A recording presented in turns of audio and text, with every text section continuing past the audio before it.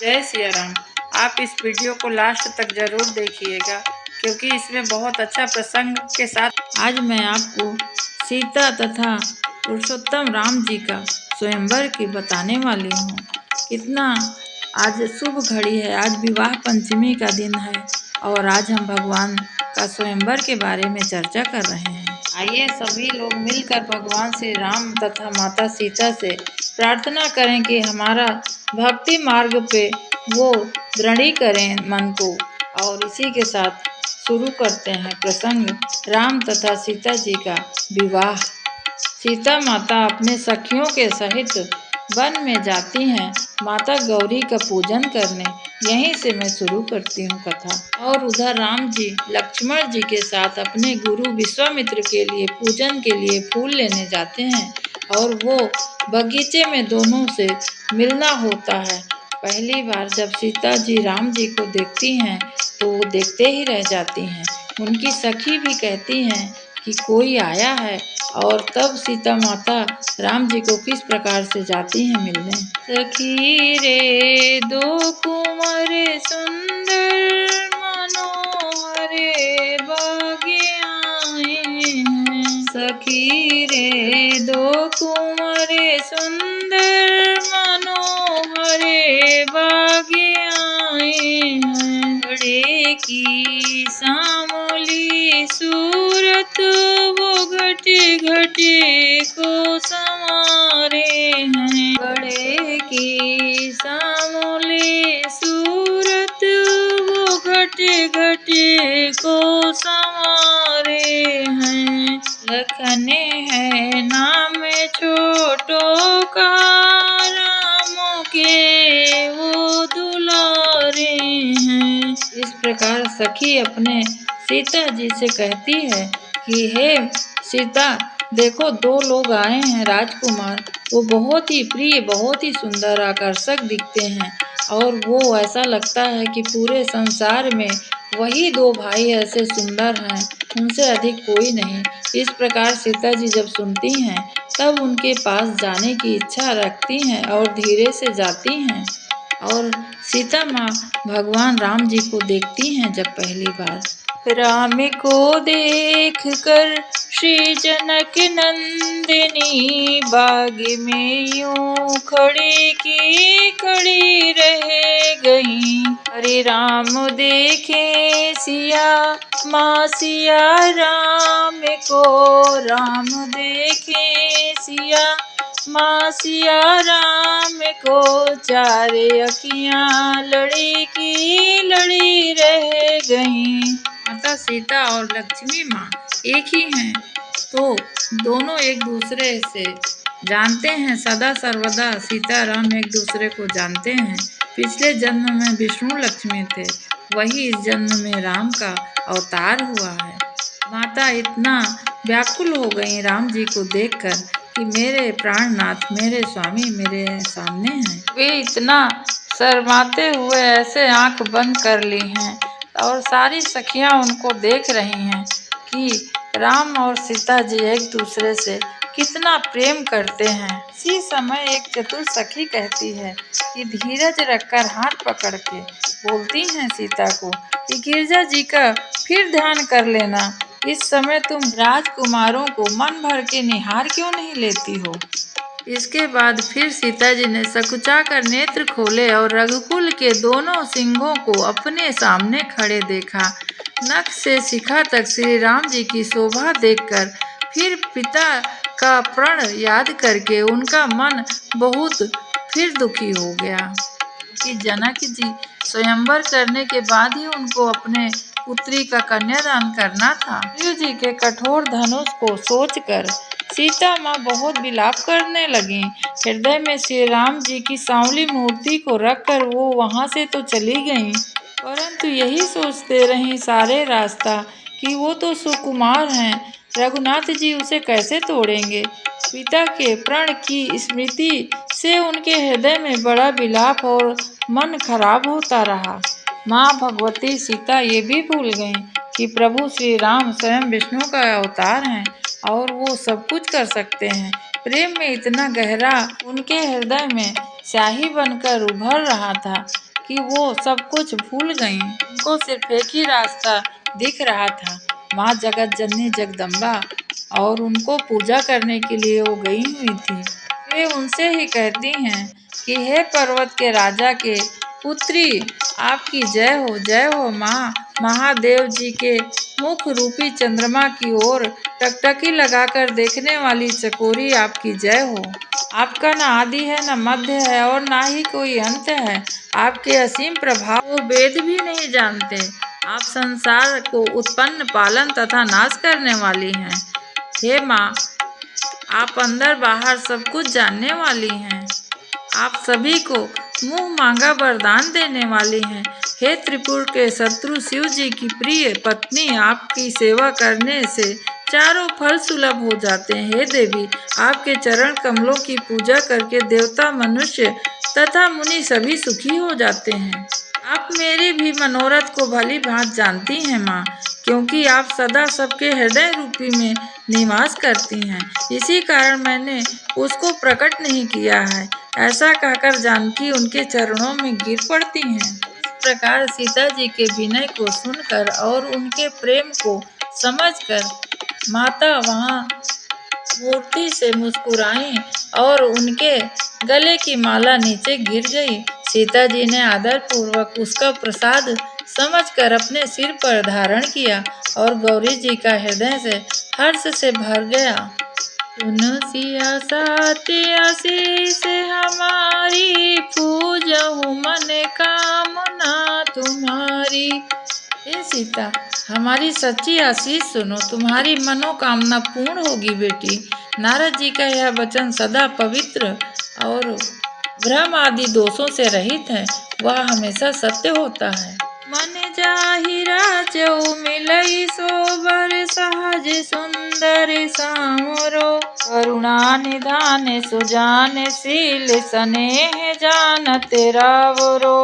एहि भांति गौरी आशीष सुन, सिय सहित ही हर्षित अली। तुलसी भवानी पूज पुनि पुनि, मुदित मन मंदिर चली। माँ पार्वती कहती हैं, जिसमें तुम्हारा मन अनुरुक्त हो गया है, वही स्वभाव से ही सुंदर सांवरा वर तुमको जरूर मिलेगा।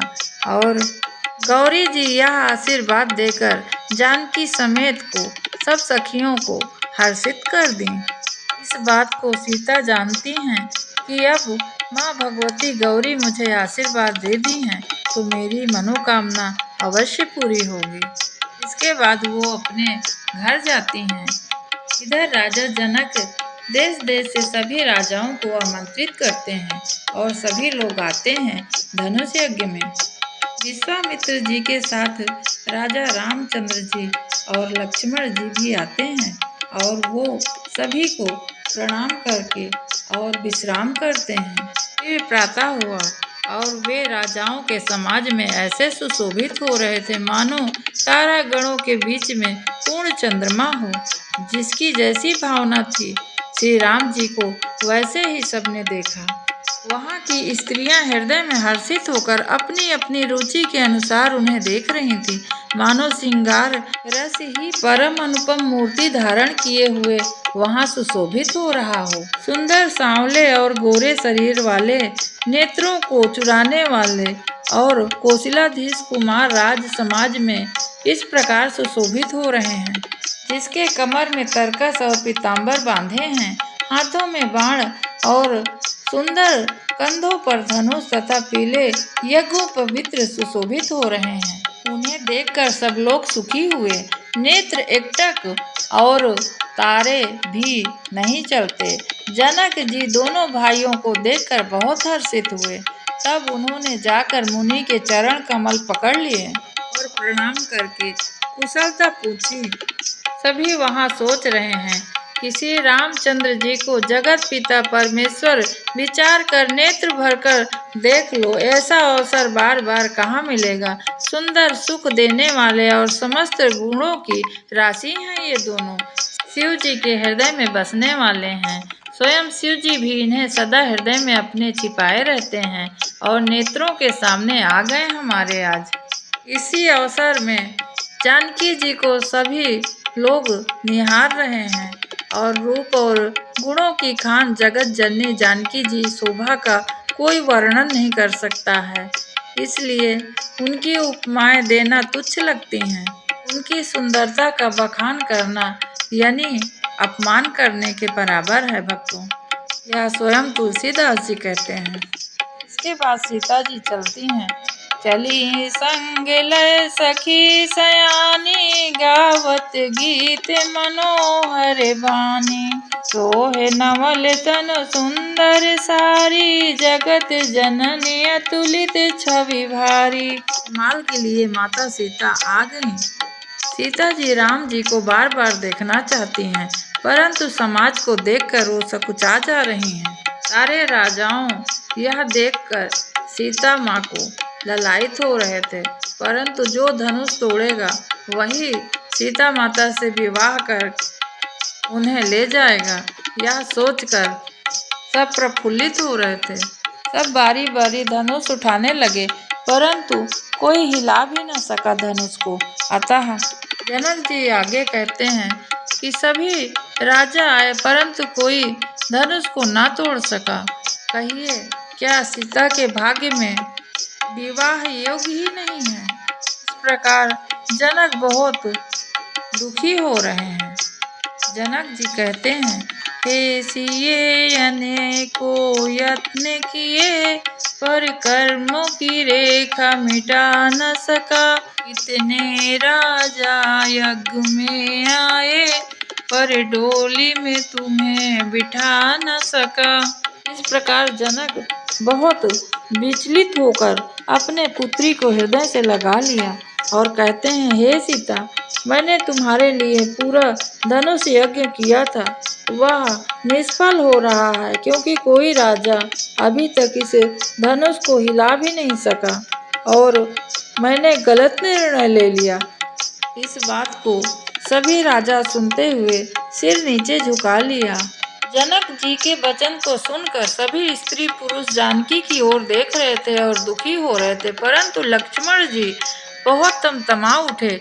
उनकी भौहें टेढ़ी हो गईं और ओठ फड़कने लगे, नेत्र क्रोधित हो गए और लाल हो गए, परंतु वह रघुवीर जी के डर के मारे कुछ कह नहीं सकते हैं।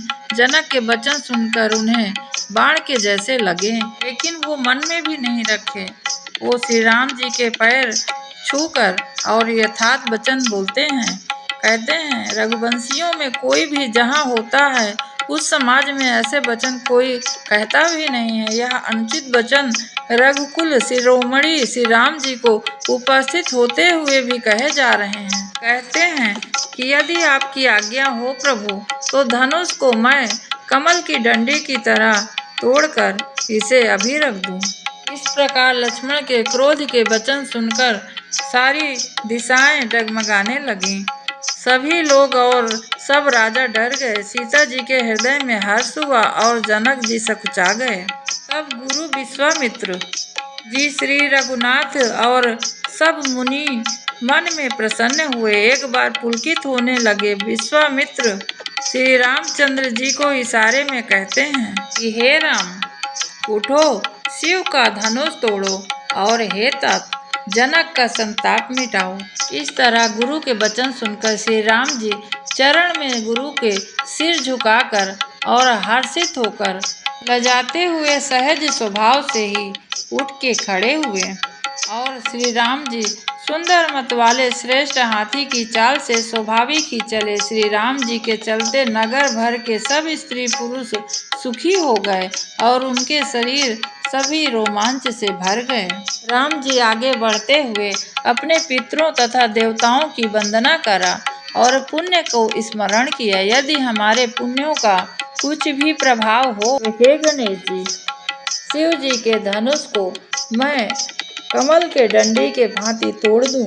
यहाँ पर धनुष यज्ञ में रावण तथा बाणासुर ने भी आए थे और जिस धनुष को छुआ तक नहीं और सब राजा घमंड करके हार गए, वही धनुष इस सुकुमार राजकुमार के हाथ में दे रहे हैं और हंसकर सभी बच्चे भी कहीं मंदराचल पहाड़ उठा सकते हैं, ऐसा सभी लोग कहने लगे। दूसरी सभा में कुछ समझदार व्यक्ति बैठे रहते हैं। वो कहते हैं कि जिस प्रकार सूर्य देखने में छोटा लगता है, परंतु उसका प्रकाश पूरे ब्रह्मांड को प्रकाश देता है। जिसके वश में ब्रह्मा, विष्णु, शिव और सभी देवता हैं, वह मंत्र अत्यंत छोटा होता है। महान मत वाले गजराज को भी छोटा सा अंकुश वश में कर लेता है। उसी प्रकार राम जी धनुष को अवश्य तोड़ेंगे। इसी बीच सीता जी सभी की बात सुनकर बड़ी भयभीत हुई हृदय से, और वो देवताओं से विनती कर रही थी और कहने लगी, हे महेश भवानी, मुझ पर प्रसन्न होइए। मैंने आपकी सेवा की है, उस शुभ फल दीजिए और मुझ पर स्नेह करके धनुष भारी हो तो उसका भारीपन हर लीजिए। हे गणों के नायक, वर देने वाले देवता गणेश जी, मैंने आपकी पूजा आज तक की है और सेवा की है, तो मेरी विनती जरूर सुनिए। धनुष का भारीपन बहुत कम कर दीजिए। और बार बार हृदय में सोच रहे हैं कि हे विधाता, किस प्रकार से मैं हृदय में धीरज धारण करूं। इस प्रकार श्री राम जी को बार बार देखती, फिर पृथ्वी की ओर देखती हुई सीता जी नेत्र इस प्रकार शोभित हो रहे हैं मानो करोड़ों कामदेव भी लज्जित हो जाएं। और अपनी बढ़ी हुई व्याकुलता जानकर सीता माँ सकुचा गईं और धीरज धरकर हृदय में विश्वास कर रही हैं कि वास्तव में यदि मेरा मन, कर्म, वचन से यह प्रण सच्चा है तो श्री रघुनाथ जी के चरण कमलों में मेरा चित्त हमेशा लगा रहेगा और वो मेरे हृदय में सदा निवास करने वाले भगवान हैं। जेहि के जेहि पर सत्य स्नेहु, सोते ही मिलय न कछु संदेहु। सीता जी का मन बदल गया और उन्हें विश्वास हो चला कि यदि मेरा प्रेम सच्चा है तो प्रभु मुझे अवश्य मिलेंगे। इधर श्री राम जी ने धनुष की ओर ताका। वे शरीर से पुलकित हो ब्रह्मांडों को चरण से दबाकर निम्नलिखित वचन बोलते हैं। हे दिग्गजों, हे कच्छप, हे शेष, हे बारह, धीरज धरकर पृथ्वी को थामे रहो, जिसमें यह हिलने न पाए। श्री राम जी शिव जी के धनुष को तोड़ना चाहते हैं। मेरी आज्ञा सुनकर सब सावधान हो जाओ। इस प्रकार कहकर श्री राम जी धनुष के समीप गए। फिर श्री राम जी जानकी की ओर देखा और वो बहुत विकल हो रही थी। उनका एक एक क्षण कल्प के समान बीत रहा था। श्री राम जी जानकी का प्रेम लख कर पुलकित हो गए। मन ही मन गुरु को प्रणाम किया और फुर्ती के साथ धनुष को उठा लिया और उसे हाथ में लेकर बिजली की तरह चमकता हुआ फिर आकाश मंडल जैसे मंडलाकार हो गया। धनुष को लेते, चढ़ाते और जोर से खींचते हुए किसी ने नहीं देखा और ये तीनों काम इतनी फुर्ती से हुए कि किसी व्यक्ति ने नहीं देख पाया। प्रभु श्री राम जी ने धनुष को 2 टुकड़े किए और पृथ्वी पर डाल दिए। इस बात को देखकर सभी लोग पुलकित हो गए और आकाश में शोर होने लगा। ढोल नगाड़े बजने लगे, देवता गाना गाने लगे और नाचने लगे। सभी देवगण माता सीता तथा परम पिता श्री राम जी को आशीर्वाद दे रहे हैं। सारे ब्रह्मांड में जय जयकार की ध्वनि छा गई और धनुष टूटने की जो ध्वनि थी तेज, वह समाप्त हो गई। सारी सखियां मंगलाचार गीत गा रही हैं। सीता जी उनके साथ चल रही हैं। सखियों के बीच में सीता जी कैसे शोभित हो रही हैं, जैसे बहुत सी कवियों के बीच में महाकवि। सीता जी के शरीर में संकोच है पर मन में परम उत्साह। उनका यह गुप्त प्रेम किसी को जान नहीं पड़ रहा है। समीप जाकर श्री राम जी के शोभा देखकर राजकुमारी सीता चित्र में लिखी सी जा रही हैं। चतुर सखियों ने यह दशा देखकर समझ कर कहा, सुहावनी जयमाला पहनाओ। यह सुनकर सीता जी ने दोनों हाथों से माला उठाई पर प्रेम के वश वो पहना नहीं पा रही थी। और सखियां क्या कहती हैं श्री राम जी के छवि को देखकर, झुके जइयो तनिके रघुवीर लली तन के रघुबीर, लली मोरी छोटी है, जरा धर लियो मने में धीर, लली मोरी छोटी है। इस प्रकार सखियां गाना गाने लगती हैं मंगलाचार। सीता जी ने श्री राम जी के गले में जयमाला पहना दी। ये श्री राजा रामचंद्र की जय, माता सीता जी की जय। इस प्रकार सभी लोग हर्षित हुए, परंतु जो दुष्ट राजा थे वहां पर कहते हैं कोई कि इनसे सीता छीन लो और इन्हें बांध कर मारो, परंतु उसमें से जो साधु राजा थे वो कहते हैं अब तुम्हारा बल प्रताप वीरता बड़ाई और नाक सब धनुष के साथ ही चली गई, वही वीरता थी अब कहीं से आपको नहीं इसको मिलने वाली। तुम्हारी ऐसी दुष्ट बुद्धि है, तभी तो विधाता ने तुम्हारे मुख पर कालिक पोत दी है। इसके बाद परशुराम वहां आते हैं और धनुष को देखकर बहुत क्रोधित होते हैं और कहते हैं कौन राजा इस धनुष को तोड़ा है? शिव का, वह मेरा शत्रु है और वह सब समाज से अलग हो जाए ताकि मैं उसे मृत्यु दंड दे सकूं। पर लक्ष्मण कहते हैं ये तो छूटे ही टूट गया, इसमें रघुनाथ जी का कोई दोष नहीं है। मुनि आप बिना कारण ही दुखी हो रहे हैं। इस पर परशुराम अपने परसय की ओर देखते हैं और कहते हैं ये दुष्ट, तूने मेरा स्वभाव नहीं सुना क्या?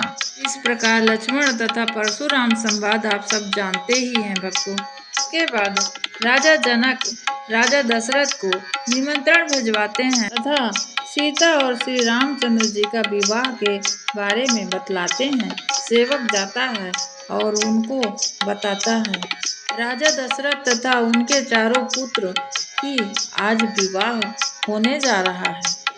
वहां से वो पूरी तैयारी करके पूरे परिवार समाज गुरुजन को लेकर वहां से प्रस्थान करते हैं राजा दशरथ। तथा आज जनकपुरी आकर उनका जनक जी बहुत प्रकार से स्वागत करते हैं। उसके बाद सीता जी का विवाह शुरू होता है। जब पानी ग्रहण का समय आता है तब मंडप के नीचे जयमाल के बाद सीता जी और राम जी एक साथ बैठते हैं। इन दोनों को देखकर मिथिला नगर के निवासी सब प्रफुल्लित हो रहे हैं और भाव विभोर हो रहे हैं सभी लोग। अब इधर जनक जी ने प्रस्ताव दिया दशरथ जी को कि बाकी उनके भाई की जो पुत्री हैं उनसे भरत शत्रुघ्न लक्ष्मण से भी विवाह कर दिया जाए। तब यह प्रस्ताव को दशरथ जी भी मान गए। अब चारों बेटों के दशरथ जी की विवाह हो रहा है तथा जनक की चारों पुत्री अब एक साथ मंडप में बैठी हुई हैं। सखियां सब मंगलाचार गा रही हैं। आज मिथिला नगरिया निहाल सखियां, निहाल सखियां, चारों दुल्हे में बड़े का कमाल सखियां, चारों दुल्हे में बड़े का कमाल सखियां। सिरे सोहे मोरिया कुंडल सोहे कनवा, कारी कारी कजरारी जुलमी नयनवा। सिरे सोहे मोरिया कुंडल सोहे कनवा, कारी कारी कजरारी जुलमी नयनवा। लाल चंदन सोहे इनके भाल सखियां, चारों दुल्हे में बड़े का कमाल सखियां। सामर सामर गोरे गोरे जोड़ी जहान रे, आँखी से न देखी हूँ न सुनी हूँ ये कान रे। जुग जुग जिए जोड़ा जोड़ी बेमिसाल सखियां, चारों दुल्हे में बड़े का कमाल सखियां। गगने मगने आज मगने धरतिया, गगने मगने आज मगने धरतिया। देखी देखी दूल्हा जी की सूरतिया, देखी देखी दूल्हा केरी सुरतिया। भले ब्रज सब निहाल सखियाँ हो निहाल सखियाँ। चारों दुल्हे में बड़े का कमाल सखियाँ। जिनके जोगी मुनि तप जप कइले, ते मेरे मिथिला के पाहुन भइले। अजे पाहुनाइन के पखार सखियाँ। चारों दुल्हे में बड़े का कमाल सखियाँ। चारों दुल्हे में बड़े का कमाल सखियाँ। अजो मिथिला नगरिया निहाल सखियाँ। चारों दुल्हे में बड़े का कमाल सखियाँ।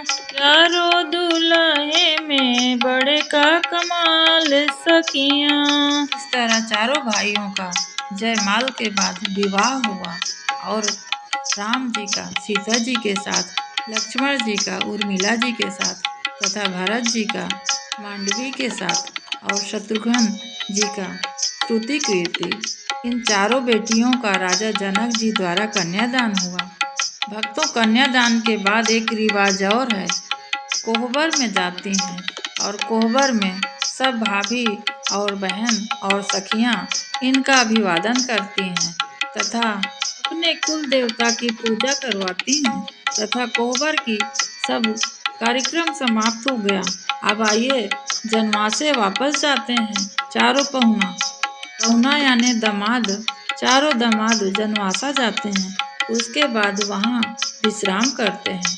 प्रातः होते ही फिर शुरू होती हैं विवाह की रस्म। आगे कलेवा खाने के लिए राम लक्ष्मण और भरत शत्रुघ्न तथा सारे बड़े और छोटे सब जाते हैं। राजा जनक के आंगन जाते हैं और कलेवा करने लगते हैं और सब सखियाँ वापस उनको गारी देती हैं।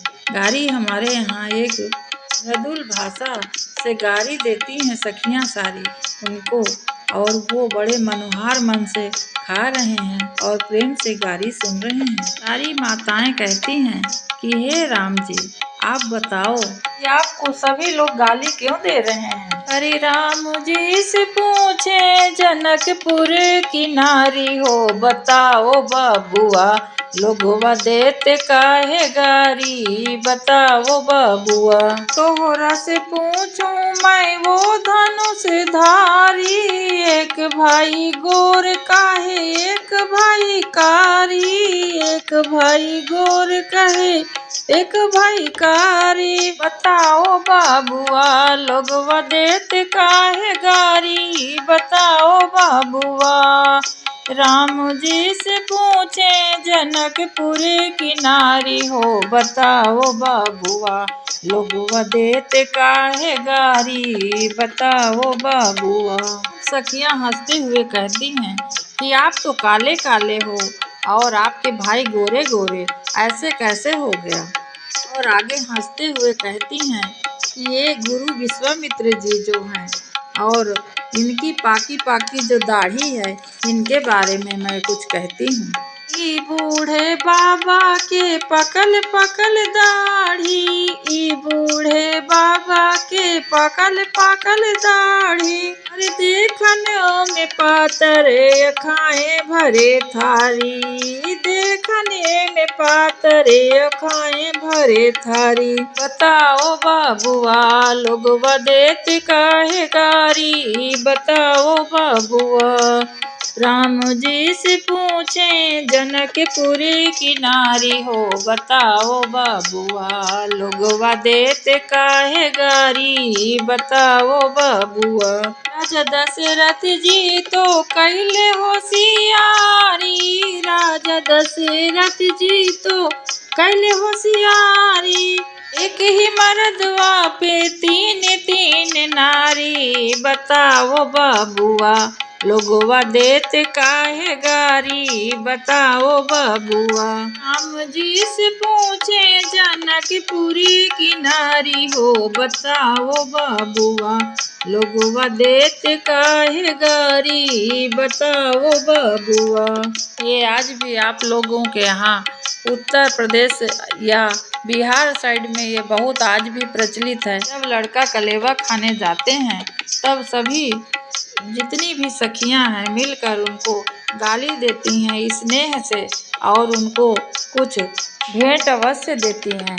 इसके बाद सब लोग कलेवा खाने के बाद विदा होने के लिए सीता माता तथा उनकी तीनों बहनों को अब विदाई का समय आ गया है और वो चारों भाई अपनी अपनी पत्नियों को लेकर यहाँ से विदा होंगे।